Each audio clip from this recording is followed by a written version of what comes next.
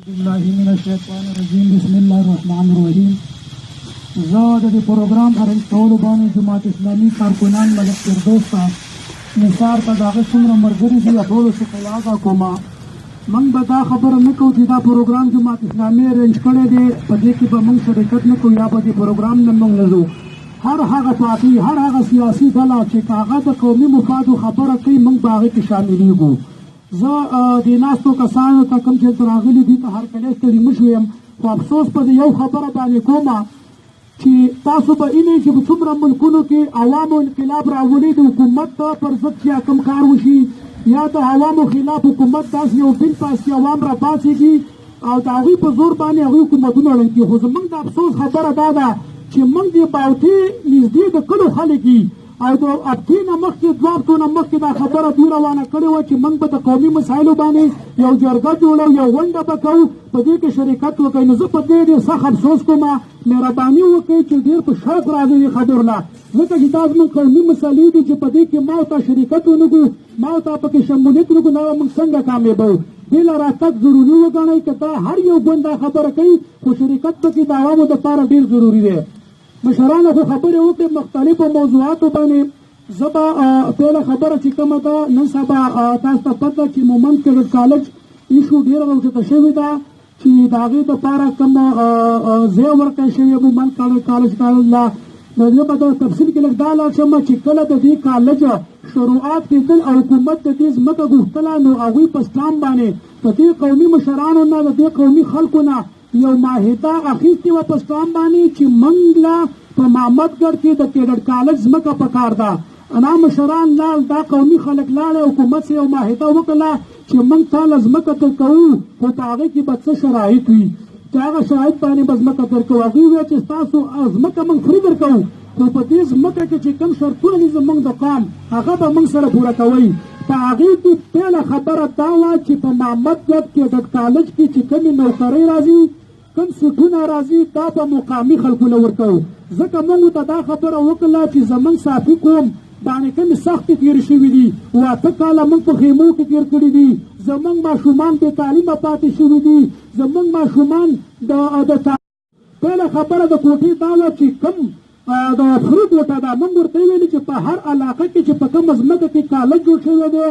یا د کرک مثال موږ ورکړو چې هلته کوم ګیس دغه شوی دی نو مقامي خلکو ته بغیر بله هغوی ته ګیس سپلای ورکړې ده. زموږ به د هر قوم نه موږ 4 قامئ ګوربز، مساوت، قنداري، شینواري، دا اپشنو ته پیله ما پیش کړو چې زما د هر قوم نه به په هر کال کې 4 ماشومان دا فری اخلي، فری به هغوی له تعلیم ورکوئ ځکه چې موږ ډېر پسمانده یو. دویمه خبره اوس موږ دا وکړه په کالج باره کې چې یو دلته چې کوم کلاس 4 راځي، کوم استادان خو دا هغه د سیستم نه چې هغه د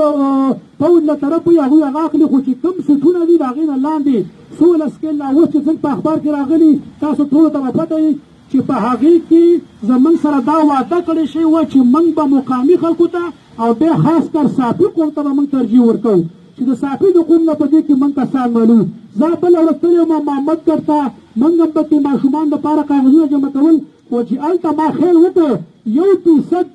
مومند ولاړ دی، صافی ولاړ دی او 10% او 20% باجوړه راځي او په هغې کې کاغذونه جمع کوي. نو دا خبره ما ته نامنظوره ده. کومه زه ستاسو نه هم دا مطالبه کومه چې دا په یو احتجاج باندې نه کېږي چې موږ نن دلته راغونډ شوي، موږ له هلته هم احتجاج پکار دی، کالج مخې ته هم احتجاج پکار دی، پر اسلام مخې ته هم احتجاج پکار دی چې ولې ما دومره تکلیف تېر کړی، دومره بېکوره شوي یم، ما سختې مې تېرې کړي دي او چې اوس راځي زما سیټ زما حق او زما په حق باندې باجوړی سړی قبضه کوي. دا ظلم دی که نه دی ظلم؟ په دې تاسو له پکار دی چې ټول راپاڅېږئ، مشران کشران د خپلو بچو حق وغواړئ، د خپلو بچو د حق دپاره اواز اوچت کوئ، ځکه که نن دا باجول خلک راغلي او زما نه په دې قبضه وکړه سهار به په دې کې نورې نوکرۍ راځي په هغې به هم رانه قبضه کوي. نو زه د دې بھرپور مزاحمت کوم. زه بریګیډیر صاحب ته اعلی چارواکو ته دا خبره د دې ځای نه په ګوته کومه چې مهرباني وکړه د باجول خلک په دې کې ماله زما صافی کمزوره دی، زما صافی غریب دی، زما صافی تعلیم یافته دی، مهرباني وکړه چې اول توجه زما صافي قوم له ورکړه. په دې باندې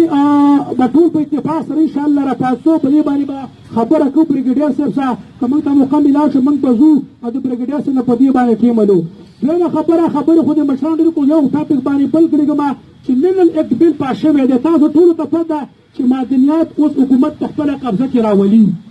زه ډېره د افسوس خبره دا کوم چې پرون دلته موږ یو مسله پېښه شوله دغه ځای کې زموږ یو وزیر په کور کې به څه معدنیات پراته وو خو زه د هغه کوم شکریا دا کوم څوک چې راغله زموږ د هغه کلیواله ملګرتوب یې وکړو هغوی د هغې مخالفت وکړو او هغه کسان یې دغه ځای نه وشړل او ډېر په غلطه طریقې وشړل ځکه چې ته راځې زما په کورونو کې چاپې وې دا خو زما روزګار دی زما کاروبار دی زه به د غره نه ګټ راکوزوم لاندې بېږدمه یو محفوظ ځای ته بېلارسومه او ته راځې زما په کورونو باندې چاپې وې د دې هم زه سخت ټکو باندې مذمت کومه که آینده دپاره د هر چا څه داسې مسله تېره شوې وه مهرباني دې کوي چې قوم ته ریپاریاله ژړا کوي ټول قوم به موږ ملګري کېږو او د دغه شي مخالفت به کوو خوښ هم ده که نه په دغه باندې به موږ ټول یو اتفاق کوي